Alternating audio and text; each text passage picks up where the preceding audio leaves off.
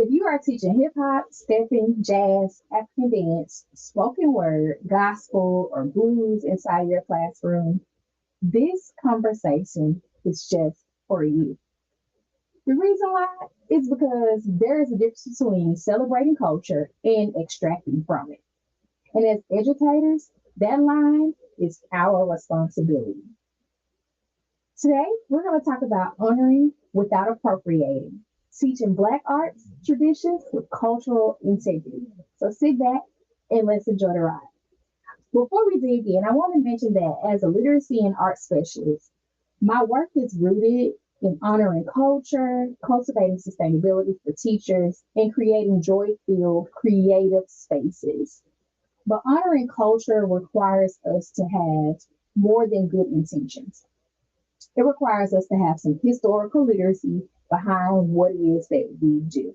Even in the midst of all the things that are happening in the world and all the attacks that are happening as we are sharing historical and cultural history and literacy, we still got to do it. It requires specificity. It requires us to lead and teach and educate all with integrity. So, as I mentioned, today we're going to be talking about what it actually means to honor Black arts traditions inside of the classroom or any of the learning spaces that you may be in without appropriating it. It is a problem. Appropriation of Black arts forms and other Indigenous forms is a problem. So let's dig into it. So first, we got to start right here. We have to talk about appreciation versus appropriation. Cultural appreciation is engaging with tradition with respect, context, and relationship. So think appreciation, you got some context, you have some respect, because now you're creating a relationship for what it is that you are about to learn and show appreciation to. Cultural appropriation, don't get your A's confused, is extracting elements of a culture without context, credit, or accountability. Let me repeat that. Cultural appropriation is extracting elements of a culture without context, without credit, and without accountability, which leads us to erasure. And this, of course, oftentimes happens to cultures who are historically marginalized. We know this all the time. It happens in all of the communities that are oftentimes marginalized. Okay. So we're going to ground a little bit in research. One of my favorite researchers, especially when it comes to cultural responsive teaching, is Gloria Lansing Billings. She reminds us that cultural responsive teaching is not for decoration. I know we oftentimes see that with propaganda that represents or apparel that represents the Black culture or the Indigenous culture. A lot of us grew up during the 80s and 90s where, and I'm gonna speak to the Indigenous culture where people were putting on pilgrim outfits and headdresses and all that jazz, and trying to emulate the Indigenous and Native American culture. It was not respectful. And when we know better, we do better. So we're not doing this for decoration. We're doing this work to show competence, to show consciousness, and to show critical awareness. We have to be competent in all the things that we are showing to our students and other people that we are teaching. So when culture becomes a decoration, it loses its context. It, we are crossing a very nasty line. So now let's talk about like making things like real for the learning spaces that we're in. And of course, most of you all know that I do serve in the K-12 sector. So this conversation is for people who are serving students in the K-12 population, whether it's in a organization of some sort or at a school. So let's talk about like the classroom, because I see this across all kinds of organizations, dance studios, music studios, classrooms, like physical public charter private school classrooms. And a lot of times, what tends to happen in February, of course, was Black History Month, yay, is I have to take a deep breath there. People tend to go to the things that are easy. Of course, we teach about MLK, we teach about Rosa Parks, teach about Malcolm X, all those things. And as they should be honored, these people, amazing humans, should be honored during this time. However, what's also tends to happen is when we're thinking about like the musical or the arts aspect of it, we tend to, want to teach about hip hop. We tend to want to teach about African dance, which are great um, music and dance genres that we do need to teach them. However, a lot of times they're taught without all the context and history that needs to be taught with it. It's not just about the music. It's not just about the dance moves. It's not just about what people think the paraphernalia is or the style is of the dance styles and music styles or what have you. So let's really like take a moment to think about this from a classroom perspective. If we teach hip hop as just a fun beat of like, yeah, we're gonna just dance to the beat, this, that, and the other, without discussing its roots to the Bronx, to New York, in the frame that it happened, which was like the 1970s and all that jazz, and that it was born from block parties. It was born from people coming together as a community. It fostered DJ, DJing, graffiti art. Like you can't talk about hip hop dance or hip hop music without teaching the history behind it. And if you are doing that, that is a disservice. That is a disservice to the students that you are teaching, whether you're teaching music, art from the perspective of music, art, dance, or just from a introduction experience.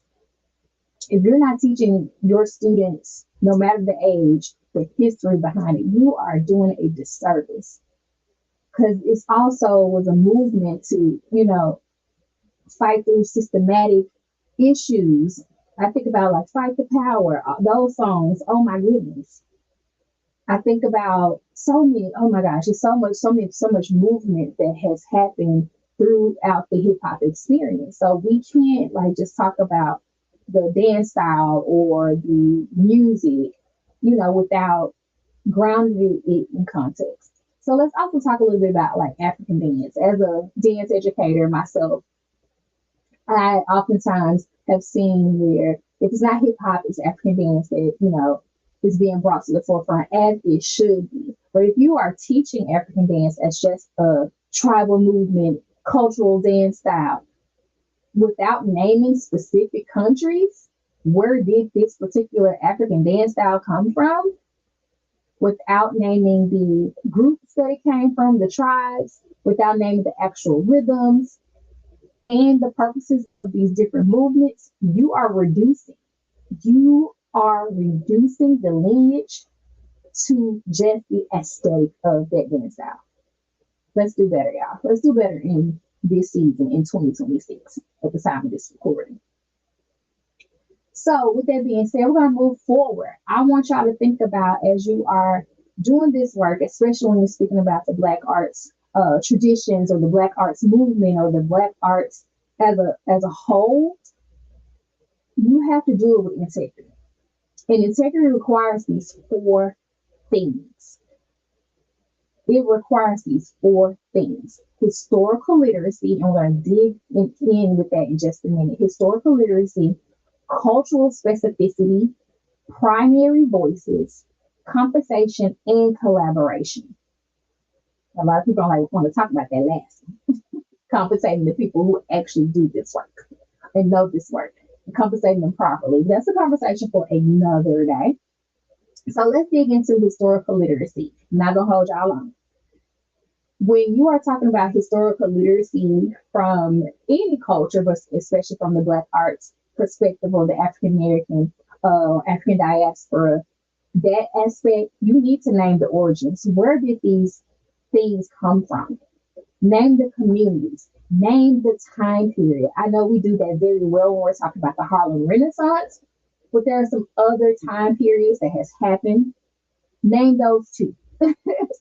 Name the social conditions. What was happening during that time so that people, the students that you are educating can understand why was this a thing, right? So ground your work, your cultural teachings, especially when you're teaching from an arts-based lens, in the Black arts lens, that you're grounded in historical literacy. Name the origins, name the communities, name the time period, name the social conditions that were happening during that time. So an example is like jazz. We cannot separate that from the Great Migration and segregation. You cannot separate that. You can't separate blues from what was happening in the South during the Reconstruction period and labor exploration times. You cannot separate that. You cannot separate hip hop from just the things that were happening in the community in regards to like redlining and all this craziness that was happening during that time. You can't separate that. Don't separate it if you are. So we have to remember that like context is not optional. It's all about respect. If you're going to teach it in its totality. If you're going to teach it, teach all of it. Okay? So let's jump into cultural specificity. Think about it from this perspective. A lot of people talk about African dance or the African music, the African drums, this, that, and the other. However, Africa is not a genre. It is a continent with a whole lot of rich information in cultures, very diverse cultures in this one super extremely large continent. So stop reducing African dance or Africa to a genre. It is not a genre, okay? Think jazz is not monolithic at all. What a lot of people know as jazz today, and I'm speaking from the dance perspective, that is not jazz, okay? Uh, we'll talk about that another day as well. But just remember, like jazz is not a monolith. It's not monolithic. It has so many layers, especially when you're talking about from a music standpoint and a dance standpoint. Which, if you are not a arts educator, music dance teacher, visual art teacher, theater art teacher, there's still you still can teach about jazz within your history classes. Okay, it's so beautiful, it's so rich, so many beautiful things were going on during that time when it first launched. And you have to remember that hip hop is not just about rap. It's not just rap. It's a whole culture. Okay, so be precise in what you're teaching. Be precise in what you're teaching. Let's go to like primary voices. So if you teach artists, which is one of my favorite things to do, if you're teaching artists, like Kendrick Lamar did his thing at the Super Bowl last year, and of course there has been a conversation that has come back up, especially since Bad Bunny was able to celebrate his culture at the Super Bowl this year. So I want to touch a little bit on that. Like if you're teaching artists like Kendrick Lamar, Alvin Ailey, Catherine Dunham, you have to teach their worldview. Okay. Specifically, I'm thinking about Alvin Ailey. You have to think about the fact that when he produced and created the Alvin Ailey the Alvin Ailey American dance theater. I'm sorry, misquoted.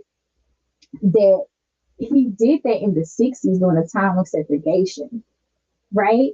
As another way to fight for, social justice, if you will. Catherine Dunham did the same as she studied in Haiti, right?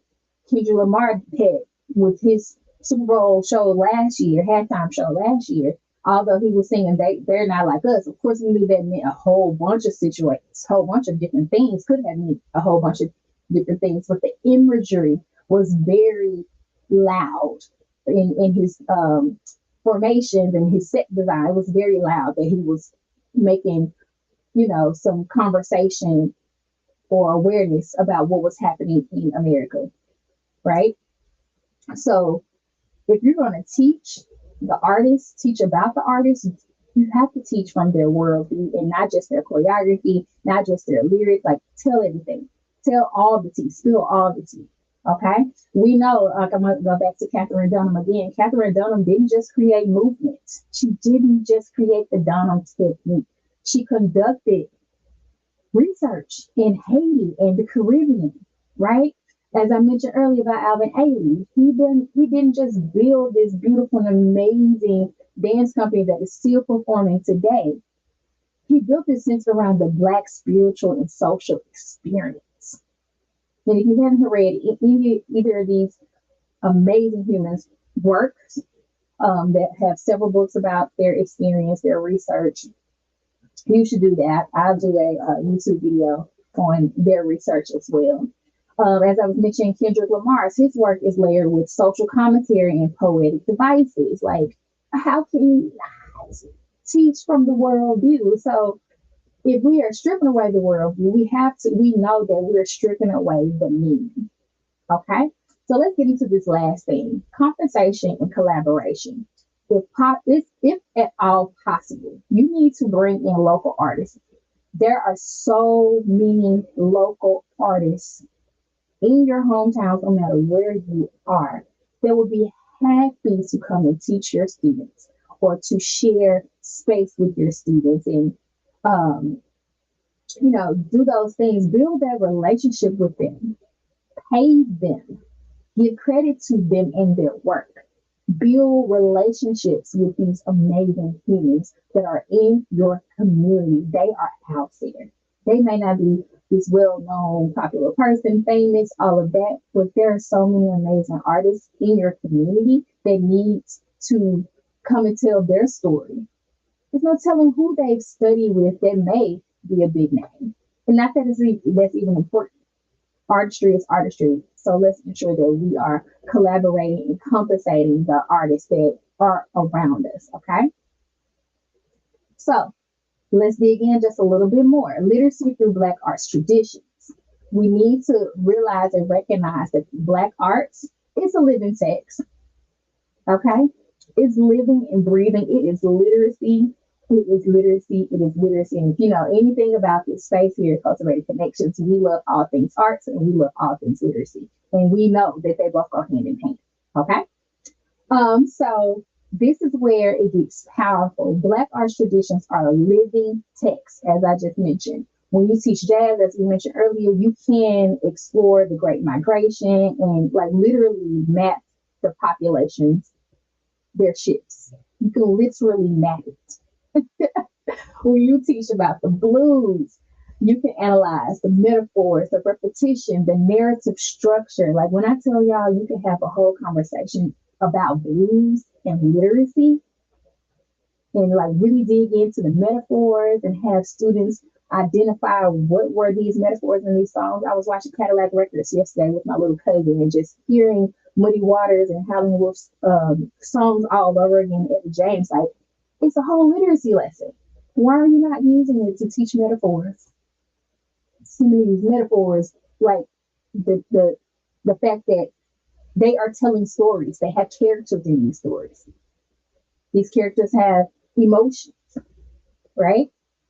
So moving forward, when we talk about spoken word, we can break down the rhetorical devices. We can break down the tone. We can break down the fact that a lot of spoken word is centered around advocacy, right? And how that came to be as well, how spoken word became its own genre in this amazing world of the arts, right? And it might inspire some of your students. And like I mentioned, when you talk about hip hop, you can examine the social commentary, like what was happening when hip hop started to, come to life. I think about NWA. Now, granted, you may not want to go down a rabbit hole depending on the age group that you are talking to or teaching. But I think about NWA with their, I'm not going to say the title, Blank the Police song, right? Why did they even create that? Right? And there's so many other songs out there that you could also use, but identify like how did they construct this song, these lyrics? How did they use persuasive language? Right? Like you can probably use a whole hip hop song to teach about persuasive and argumentative essays, right? So this is not just about like teaching enrichment. It's not just about like having fun, listening to music or researching dance and exploring dance. You can literally use these things for academic rigor, but also grounding in cultural truths and honesty, okay? And so As y'all already know, cultivating connections all about all things arts integration as well, and using arts integration to support literacy and creativity. And we already know that research in arts integration consistently shows that when students connect emotionally and culturally to the material, retention increases, and that is what we want. We want retention to increase, and it increases a great deal. There's so much research out there. I'm not going to regurgitate all of it right here because you can Google, probably use ChatGPT to actually see those numbers. It also allows comprehension of the content to deepen. It allows more engagement. Let's use the arts. Okay. Let's use the arts. And before I jump off in just a moment, I want to talk a little bit about the common mistakes that educators tend to make when we are, celebrating the Black culture, especially in February. We like oftentimes treat it as this one unit versus all the time, as we should do with all the cultures. It should naturally be celebrating this culture should naturally be embedded in the work that we do every day. It's not just subjected to a month because it's recognized on a federal level, right? Um, I personally feel like you're doing students a disservice when you're not naturally embedding these amazing cultures throughout your content. So we're going to just be honest about where we get it wrong. Treating Black culture as a February unit. You want to teach in February. Hosting a multiple cultural dance day or music day or what have you without any context as to why we're doing it. That has happened. I've experienced it personally back in high school.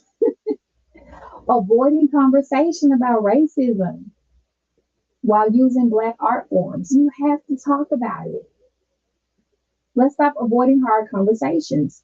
Students need it. And of course, again, I know with things shifting in the world right now that we have to, as educators, especially in the K-12 sector, and depending on where it is that you live, you have to navigate those conversations differently. But navigating differently doesn't mean don't talk about it at all. Okay. So just figure out what works for you to also protect yourself and save your job. Another thing that we tend to do is, centering performance over the process in history. Because, in the state of education, what it is, we're always waiting on what's the product, what is the product? And of course, product and performance is the things because we're all getting tested and assessed on different things. But I want you all to value the process, value the history of what it is that you're teaching in this day and age, okay?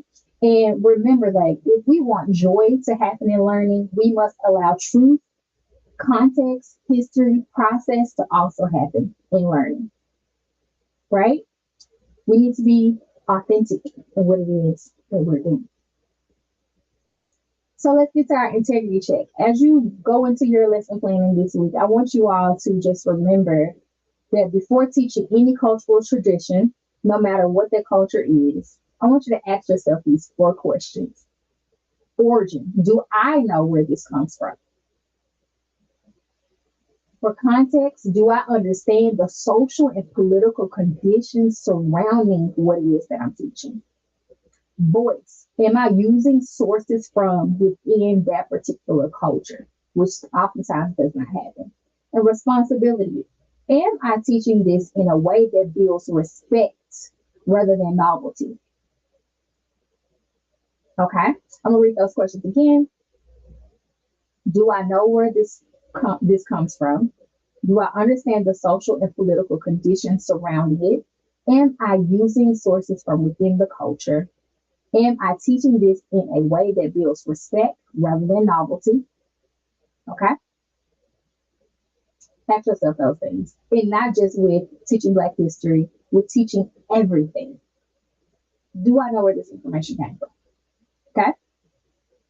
So this should, like, if you use this framework, this integrity check, it should shift everything, point blank, period.